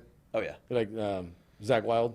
I love Zach Wilde. I'm definitely a Randy Rhoads fan. Well, sure. The reason I brought it up is that, off of the album he did, the early 90s, late 90s, late 80s, early 90s. Zach Wilde on that No More Tears. Yeah. So it's like, Mama, I'm Coming man, Home is one I of was my like, all-time man, favorites. Yeah. that is mine too. Yeah. I actually played that song. I listened to it all the way when I was getting out of the Army and coming home. Yeah. To get my mama. One of the best, Come most home to mama. tasteful guitar solos that I've ever heard. Oh, yeah. I'm Coming Home. It just- beautiful song. Yeah, Yeah. and he's always had the good guitarist, right? Yeah. That's yeah. what He's definitely had the benefit. Tony Iommi, Randy Rhoads. Yeah. All right, so you survived my quiz. It wasn't that Yeah. bad. Wasn't that bad? Not bad. Oh no, I got one more think for I you. aced it. I got one more for you. All right. This is the. Let's Up, hear it. down. Ah, okay. How funny that I was going to ask about Morgan Wallen, what you thought about that. I think love we that said dude. something about that last time. Love him. Yeah, I we told did. you like that because I We brought did. up whiskey glasses, Yeah. and he's fairly young. I mean, he's not Yeah. super old. American Idol dude too. American Which Idol. is funny, and that whole thing is, You know what it is he for me didn't with talk him? quite that Southern when he Yeah, was on yeah, that's what I American remember Idol. from last time you talked. But here's what it is with me with this guy. He cracks me up. I mean, there's something about him that just makes me like. Is it the mullet? Well, that's for damn funny. That is for damn funny. It's I'm coming serious. back. I'm serious. The long earrings that hang down. That is a special kind of mullet. Yeah. That mess that they've got, that he's got. That's.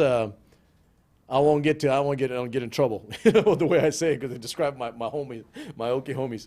But that ugly mess of a mullet of his is like unique. It's Yeah. different, but he cracks me up. Yeah. He's hot right now, man. He's killing it.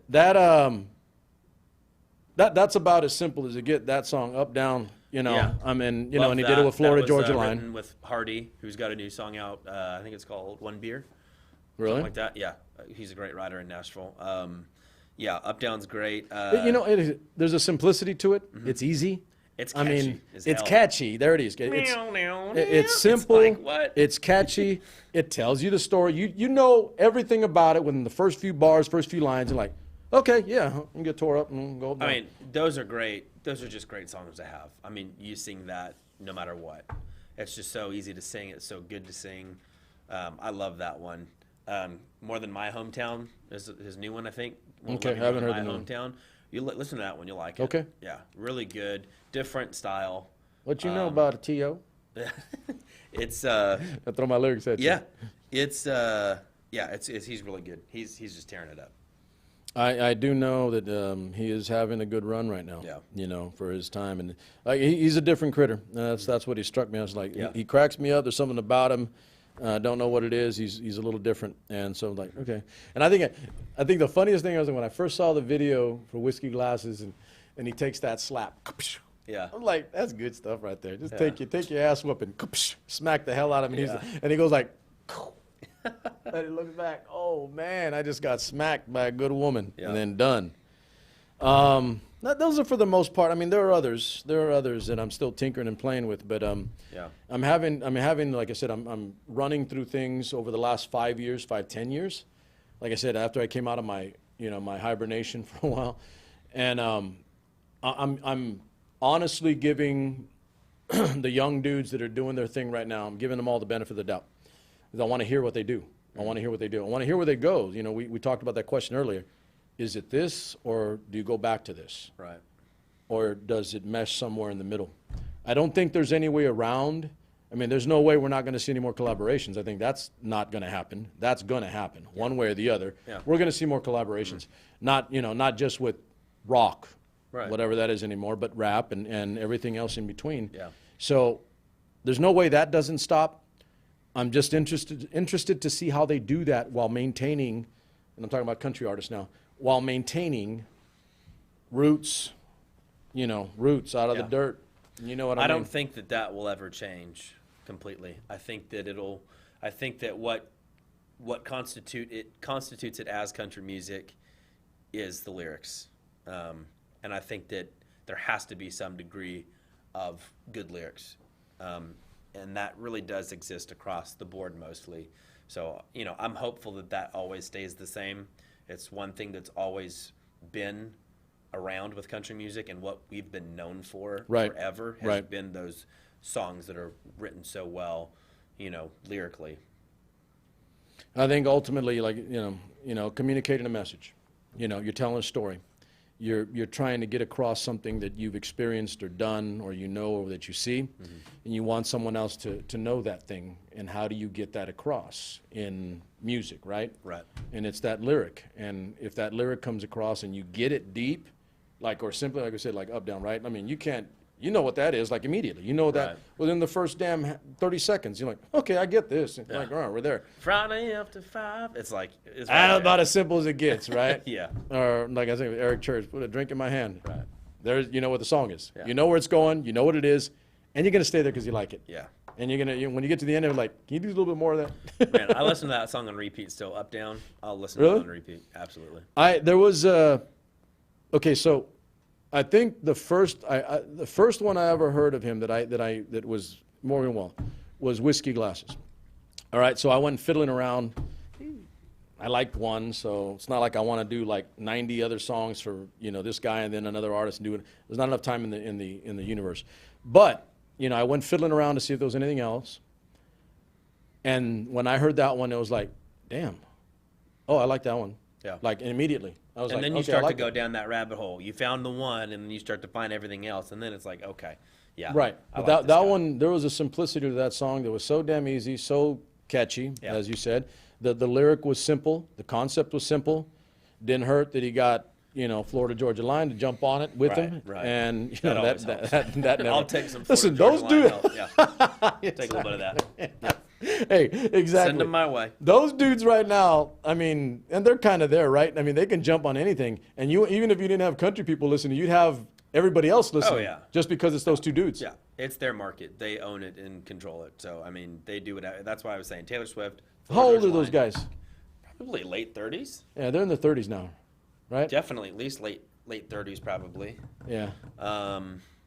Yeah, we went to a show. They played at the Opry before COVID, and we were hanging out just outside the Ryman once they had finished, and they had come out, and we're just walking down the street, and everybody was saying, "Hey, what's up?" And they were really, really friendly. They stopped and talked to a couple of the fans and just hung out for a second. Right. So they seem to be really good They guys. seem like that, so, the obvious one, the big one, the Cruise, right? That song. I'm going to do like Jerry McGraw. You had me at hello. You had me at hello. They had me at popping right out of the South Georgia water. Yeah. I didn't even need to get to the rest, the hook and all that other, right? Okay, and that was good music. But that line, when I heard that line, I'm like, and picturing, Right. the woman coming out of South Georgia water. Yeah. Oh, I was like, that's badass. And then you Yeah. watch the video and like, oh. Yeah. It's like, It's that one line though that captivates you. That's what I'm saying. Is it something that can communicate the intent and the message within a line Yeah. as a thought that forces you to consider or think or visualize. Yeah. And you're done. You're hooked. Yeah. And then the rest is, good music. Right. But that line, I like to tell people, like, I like Cruise, like everybody else on the planet, right? Yeah. But when I heard that line, it immediately like, yeah, oh shit, yeah. And I'm like, and then the rest of the song, you watch the video, it's like, that is a badass video. Yeah. They did everything right. Oh, that's one They're of those still where doing like everything right. it all comes together and it's all good and there's nothing you have to worry about it because it was like you're in the zone, Yeah. right? And you're right. I do believe that those dudes, If you want a good one, listen to Blessings by Florida Georgia Give me some Line. stuff. I mean, we need to wrap up pretty soon, but Yeah, give me some yeah, yeah. stuff. Give me some stuff to listen Yeah, to. Blessings, Florida Georgia Line. Just since we're on the topic of them. Because I don't have a lot right now that are new. Yeah. I'm still stuck over the last 5 years or so, but not a lot of new. I've been kind of, hovering over this new country playlist on, Spotify and stuff. I'll try and go out and find some really new stuff. But that one that I gave you is great. It's probably about a year old or so. Definitely kind of a slower ballad type song. Okay. Which is really cool for Florida Georgia Line to do. Man, it's tough. Love Somebody Like That to Neil Towns. Really digging what she's doing. How do you spell the very name? kind of country pop. Tenille, and I think it's Townes. I want to say she's from Canada. All right, what was the name again? Or the song? What was it? I just said it. That's all right. I'll get the artist. Love Somebody Like That. Yeah, Love Somebody Like That. Anything from Ingrid Andress, I love. She's got I that wrote her Hearts Than down. Mine. Yeah. You got her probably from last time. Man, it's tough to think off the top of my head. No, that's cool. That's cool. Yeah. It's not, and obviously I don't just listen to country. I listen to a lot, but Yeah. Pink. Do you like Pink? yeah. Her new album, I think it's probably about a year old now. She's got a couple covers or a couple collabs that she did. One with Chris Stapleton, Really? which was great. Okay. I think it's man, I can't remember the name of the song. Look at her new album though. Just go down the list. Listen to every song. It's phenomenal. Carly Pearce just released a new album that's fantastic. I listened to one of the singles from that last night for the first time, and it was fantastic. Carly Pearce. Okay. She just ended a relationship with Michael Ray, or marriage actually, got divorced, and so a lot of that I think in that album has a lot to do with her situation with marriage, and so just very personal album. Okay. Lauren Elena was the same too. She just left a relationship, a very public relationship, very public breakup, and her album she just put out. There's a couple songs on there that are fantastic too. So, yeah. You give me some women, and I don't have enough of that in my head right now. Yeah. Females. Yeah. Other than the ones that have been there already or that kind of have it. Yeah. Have you heard Brandy Carlisle? She's with the Highwaywomen. The Joke. I do know that, but I don't know what she's done individually. Yeah. The Joke. I think it's The Joke or The Joker. I'm pretty sure it's The Joke, which is one of her big solo ones that she's done. Brandy Carlisle. Okay, got that. Fantastic singer, fantastic writer. Yeah. I've just really been trying to dig into the stuff that I didn't dig into when I should have.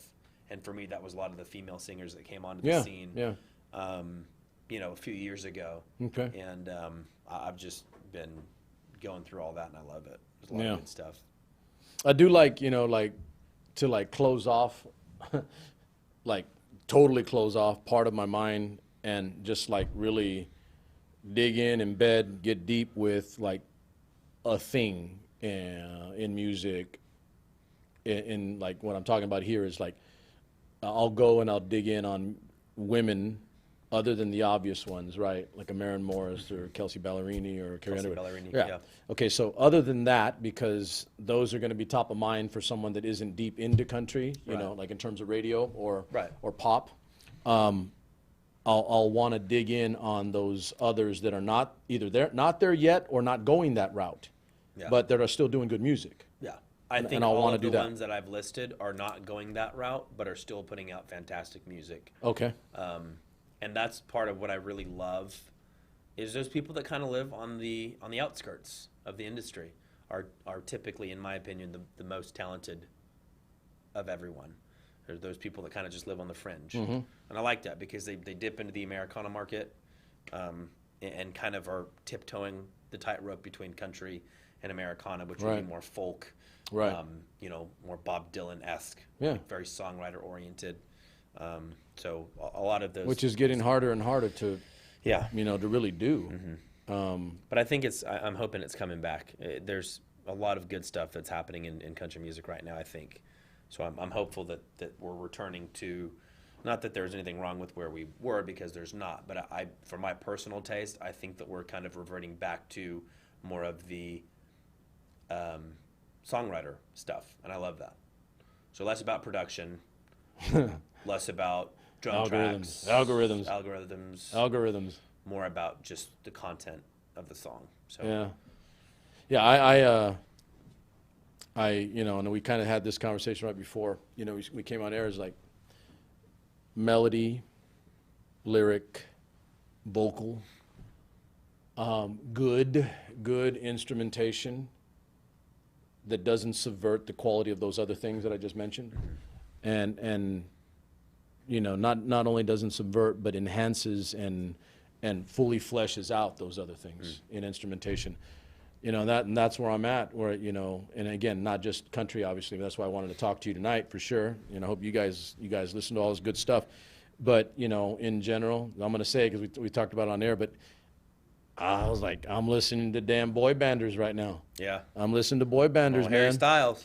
I'm listening to boy banders because, like I told you, that I've dug into, the One Direction guys that, after they broke up, 4 years ago, whatever it was. And let's face this too. There's no question that they've got like pick of and choice of whatever the hell they want in terms of musicians to play with. Absolutely. Music that is already there, if not lyrics, but also, manufactured stuff that's probably just lying around. And they're not all that, right? They're not all just like, I've got 10 songs that I've been holding, this label, and they're, it's going to be a hit. Here, go run with it. They're not doing that because what I didn't know was they're musicians. We kind of take for granted that boy banders might actually know something. Right. They might actually be musicians. Absolutely. And musical. And so, and I'm not going to say too much about the others, but definitely the two right now that I'm listening the hell out of everything that they've done since they broke up was, Harry Styles and Niall Horan. And that album, Fine Line, and I'm going to say it on air because I think I said it last week. Bobby joked about it. But Harry Styles was, I think he and somebody else, one of the females, they're boycotting the Grammys or something because he didn't get nominated for anything. And this is one of those cases, and I'm going to say it, I'll say it. I think this is one of those cases where who he is definitely worked against him in terms of the perception that he might be just another talented musician, not Harry Styles, the persona, and the guy who dated Taylor Swift and the cool dude, whatever, with the hair. Right. Okay. The boy band guy. No question. Yeah. And I'll say it because I only speak truth, but no question. I think that hurt him. It hurt him a bit, and because every song on that album is good, meaning I can listen to the whole album.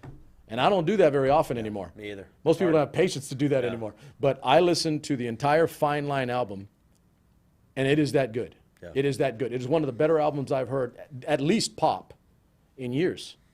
I got to listen to it. I told you before, I'm, I know the One Direction. We're here to share, right? We're here to share. But, yeah. But yeah, if you, and then She, I said that to you before we went on there, She, that song, that might be my favorite off the whole damn album. You'll know why once you listen to the whole thing. It's not the vocal. Vocal's good, it's decent, or it's him doing a vocal. But it's the musicality of the entire song from beginning to end, and then when it finishes, you're just sitting there like, wow, I want to listen to this all day. I just want to listen to it over and over again. Yeah. That's where I was with that song. And then again, the entire album, I could listen to the album all day. And then again, I mentioned, Niall Horan to you. The piano song, Put a Little Love on Me. That song is just, that is one of my favorite songs of the last 5 years, period, right now. And then like Slow Hand, Nice to Meet You, that's, a pop, easy kick-ass song. Yeah. But Slow Hands, and then the one I told you about with Maren Morris, Seeing Blind, that's when he played in Nashville, and he played with other artists, by the way. He just like a whole bunch of them, and it's just him on an acoustic guitar, getting busy, tearing it up. Yeah. Just good stuff, just good music stuff. And I'm sitting here like, this is the boy bander. What the hell, dude? And I'm like, where have you been hiding? Yeah, a lot of times they leave that life and then come into their own. And that's what you get. And to me, it's clear that he and the other were always musicians, but you don't see that aspect because they're just cranking out hits in one direction, right? But yeah, those sessions in Nashville that he did, were like, and there's like a whole slew of them. It's not just Maren Morris. There are others. Yeah. And all acoustic, straight, clean vocal, and his guitar. And I'm sitting here like, wow, what the hell? Like, this kid was in one direction the whole time. Like, who the hell was it? Right. He wasn't the guy with the hair that everybody knew. Yeah. But this all came out of that. And my point is, like, if you're around music long enough and you're in it and you're around talented people, you're probably going to know something and learn something. So that's my little piece to you. And I'm bringing it up again because I catch hell because I'm SuperMex, the hard old infantry guy, listening to the boy banders. And I'm going to say it again because there's melody, there are quality vocals, well-constructed music, and just good instrumentation. And I'm sitting here like, shut it all aside. It's not just a pop thing. It's just a good music thing. Yeah. And that was my rule. Good music is good music, regardless of where you come from or what you look like. Absolutely. And so that's the hard part for me. Anything before we go? Shout out. Yeah. Well, who you got? I love that. Give us your band again. Yeah, Lonesome Revival. And all your buddies in it. Yeah, Zach Klein, one of my best friends. Chris Ramirez, one of my best friends. Ian Robinson, one of my best friends. Ian is actually a classically trained cellist. Really? He's got a master's degree in cello. Wow. So does he play that? We're working it in. Holy We've got smokes. a show coming up where we're working in some cello. We're going to break it down and do Nice. an acoustic set in the middle of our full band set. Okay. So, but yeah, Lonesome Revival. That'd be a hell of a it's rhythm great section. stuff. Oh yeah. Yeah, I appreciate you having me on. And I love what you say about Plug. good music is good. Lonesome Revival. Yeah. Good music is good music. So Absolutely. I appreciate you having me on, and I'm glad to be in California for a couple days. It You feels get good to spend be some home. time. You get to breathe this nice, clean air. Man, it was hot today too. It's been 60, 65 in Nashville, and I pulled up today. Got out of the plane and went outside, and it was like 85 or something, which to you guys wow. probably isn't even that hot anyways now. But I was just, it hit me right in the face. I was like, Yeah. man, it's hot out here. Oh, yeah. But yeah, You it know, the feels good valley to be is we home. keep it all right in here. Yeah. And then so I don't know if you'll feel, maybe you can, but like the air, because it's been so damn bad because of the Yeah. fires. It's lessening. It's not as bad as it was, but so I told you I was in Puerto Rico and Miami for a bit 3 weeks ago. When I came back, I felt it. I definitely felt the air. Yeah. And I walked. I'm sure it'll happen. I've got asthma and allergies, so Oh, I'm damn, bound you to, did? have, Okay. have something. Just But, don't be outside too much. Yeah, I know. Yeah. Okay, well, again, thank you for being here for Absolutely. sure. And I got big love for you and Oh, your yeah. family. You Me guys too. know that. Absolutely. And I'm probably going to keep, bugging you every once in a while just to like, you could be my inside source on, things that I don't know that are going on current in country, in Yeah. Nashville, in, the hotbed, right? Yeah. Of where it all is. Right. Because again, people generally don't know, but no, I love my country music, and Yeah. I love going back, way back, Yeah. a long way. I mean, I think the last time we talked, I told you like, so I'm a big outlaw country guy, but the ones that, if I had to name a favorite all-time country singer-songwriter, is Chris I Christopherson. knew you were going to say that. I think told you you might that. have told me I already, told but you that. Yeah. I did tell you It's that. hard to argue against Listen, that. most people love Johnny Cash, and I do too, and I do too. Don't get me wrong. And what he did on that last album, that cassette with Hurt, and Yeah. the Nine Inch Nails, that's masterful. That was absolutely masterful. And I'm a big Johnny Cash fan. He was not my favorite, but in terms of a beautiful, and I don't use that word very often, a beautiful crafting of thought. It's Chris Christopherson for me. I don't know if I ever said it to you last time, but Tell Me One More Time Before I Go, and The Wonder by Chris Christopherson, acoustic, on one of the last albums he did, and I think The Zeros. It's all acoustic, Yeah. and it's just him on a guitar and him interpreting, and it's his music too. It's not like he did some other songs like Johnny Right. Cash did. Not that he couldn't, he could do that too, but Sure. the beauty of his poetry. I mean, it's poetry, and I think I may have said to you. So he was a Rhodes Scholar. He was a Yeah. football player. He's an all-around badass, but a monster intellect. He's all of the above, and as I stare into the wonder of the starry-eyed wonder of your soul, it's just like incredible Yeah. what he drops down in thought with his writing and his lyric. I mean, I've to this day, and that's just me, but I've never read listened to lyrics like Chris Christopherson's ever. It's just, I mean, he's my agree gold with standard. that. Yeah. And it's saying maybe we'll have to do that one of these days. Yeah. Where we sit down and just take his acoustic versions of some of those songs. Yeah. And just play them, because I mean, it's just incredible music for me. That's where I'm at. So I've never said that. I've never said I have an all-time favorite, but he's it. I've Yeah. never said that because I like a lot of music. Well, it's a good one to choose because he is the gold standard for a lot of people in the industry as far as songwriting goes. Oh, I know. He's got massive respect going deep in generations, and unfortunately, I mean, he's getting older. Yeah. And I'm bringing it up because I think any young dude out there that doesn't know who he is, Yeah, needs that and definitely in country. I mean, I'm not saying you know, okay, but if there's someone out there that is young and that wants to know country, like from the base and the bottom, and the real stuff that came out of 50s and 60s, and that guys like you and others are playing 40 years, 50 years later, and you don't even know it sometimes, but it came from this guy and guys like him. Right. This is what you go do. You want to know great lyric, you want to know great construction, you want to know just great thought, Chris Christopherson, that's my guy. So, who's agree. yours, by the way, before we finish up? Do you have one? Man, that's Too hard. tough. It's really hard. I would have as never a said one. writer. I would have never said one, but It's really hard. I mean, Chris Christopherson's obviously up there. Bob Dylan is up there for me. But that's tough. That's so tough. it's hard. So I'm only at that place now because I've never wanted to say that I have a favorite. Yeah. But as you know, and I'm not getting any younger. I'm about to hit 50, but matter of fact, I was listening to him yesterday. I listened to that whole album, that one album, and those two songs. I'm gonna say it again. Tell Me One More Time Before I Go, and The Wonder. It is just. And here's the thing: if you wrote out the lyric, it's not like 9 miles of writing. Right.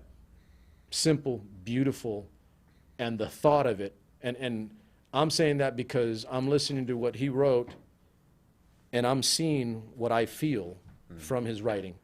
That may not be exactly what he intended to write, kind of like the Johnny Cash reinterpretation of the Hurt song, right, by 9 Inch Nails. Right.